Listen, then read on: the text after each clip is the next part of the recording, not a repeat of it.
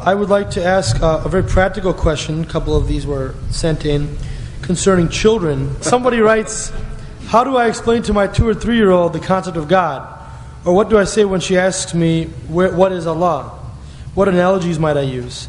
And then on a related note, not exactly on the same point, but related to children, somebody writes, why is it that you think children are just accepting of God? I know it is fitrah, but can you please elaborate? Is it because they haven't reached the age of full intellectual development? I would say, first of all, children have no taklif at all, none. They learn more from observing you at that age than they learn from anything that you happen to say to them, unless it's said with aggression or something like that. I mean, children are they are much more in their sensory world than they're in the world of meaning. And the ghulam, if you look at the root word of it, it means to lust, which indicates that the infant is in a sensory, they're not in a meaning experience of the world. It doesn't mean that they don't have, there's meanings being imbibed as well, but their dominant mode, because they've come from the realm of meaning, and they have to deal with all this sensory stuff first. So the apparatus for the first 12 years is to actually just learn to be in the world. That's why it's grasping, putting things in their mouth and tasting and touching, and they'll look and do these things. And there's a reason why they're doing all that, because they're literally coming into the world, and you'll see them sometimes they do these amazing, like when they're like 1 or 2, they'll do these funny movements, and you realize they're literally they're programmed to, it's like when you boot up a computer. They're doing all that booting up. They're getting it all ready. The whole point is it's all preparation for what we've been talking about today. It's to become knowers of God. And that's why He's given them everything. Just let them be who they are. Let them fulfill their divine purpose. And don't get in the way too much.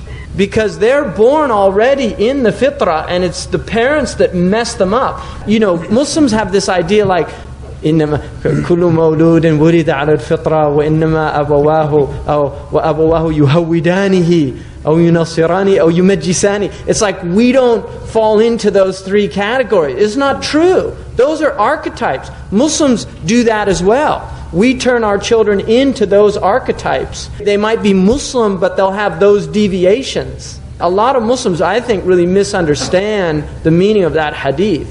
Because if you look at the Muslim world now, I don't see a fitrah condition.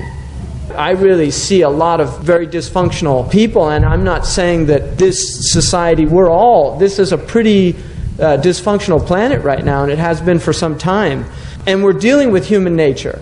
So that's a problem, because human nature is a constant. You always have the same obstacles in every generation. But many societies, and many of the pure societies that have existed in our history of Bani Adam, people have been very successful at raising and nurturing human beings to become human beings, and we're not as good at it. So I would just say a lot of it is just really letting them just come into their bodies and become human, and they have all the tools, and they need more than anything the examples from the parents. That's what they need. At a certain age, my child asked me when he was 6 years old, and I'll never forget this, he said to me, "What's the highest number?" And I said to him, there is no highest number, because any number that you can think of, you could always add 1 to it and make it more. So the next morning, this was a day later, he said to me, "I think you're wrong."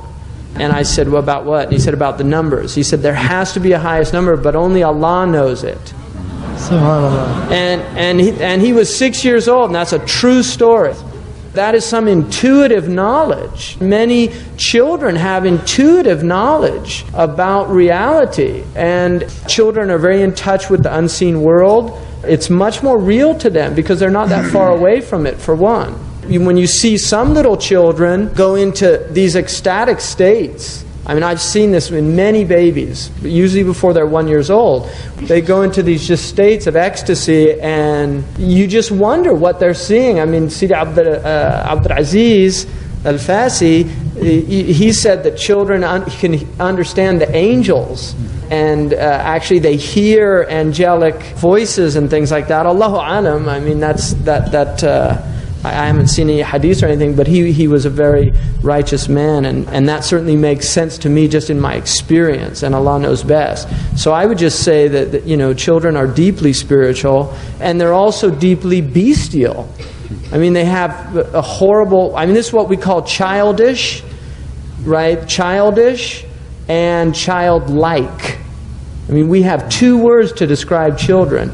Childish is very negative, and childlike is very positive. It's all the beauty of children. It's the innocence. It's the purity. It's all those wonderful things that the Prophet ﷺ, the smell of children, he said that they smelt of paradise. You take a child and just, when they're really young, they have this beautiful smell of just being in that pure state. So all of that is the beauty of but those bestial aspects need to be also dealt with, and that's part of the humanizing process of the selfishness. I, me, mine. This thing, that's mine, and hitting and teaching them about sharing and things like that. And some children, it's unusual, but there are genuinely children that are extremely selfless from early on. They don't have that I, me, mine thing, and they actually don't have that. They share and they do that. One of the questions was, if your 2 or 3 year old asks you, what is Allah? Yeah. What is a good answer? Well, I think basically tell them the truth. He made us. Allah made us. He sees everything we do. He knows everything we do. His presence is here in His knowledge. He's present with us in His knowledge. And if they ask you where He is, we say He created place. He made place. His awareness is everywhere in His knowledge. He has no fixed place.